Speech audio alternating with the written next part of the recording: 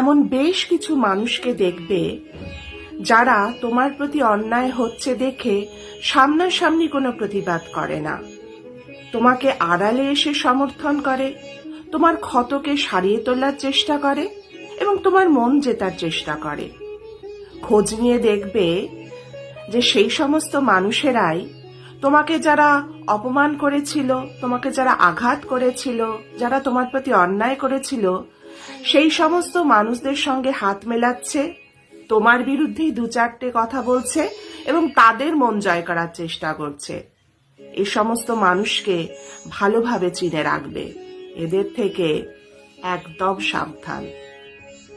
অভিনয় করে হয়তো লোকের কাছে ভালো সাজা যায়, নিজের আখেরটাও গুছিয়ে নেওয়া যায়, লাইম লাইটেও আসা যায়, কিন্তু বিবেক বলে যদি সত্যি কিছু অবশিষ্ট থাকে তাহলে দিনের শেষে নিজের কাছেই একটা বেশ বড় রকম হোঁচট কিংবা সপাটে চর খেতেই হয়।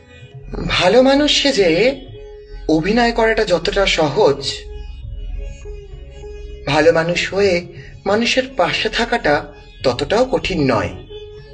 মানুষের ইমোশন নিয়ে খেলা করাটা যতটা সহজ, মানুষের ইমোশনকে সম্মান জানানোটা ততটাও কঠিন নয়। Choice is yours. Thank you.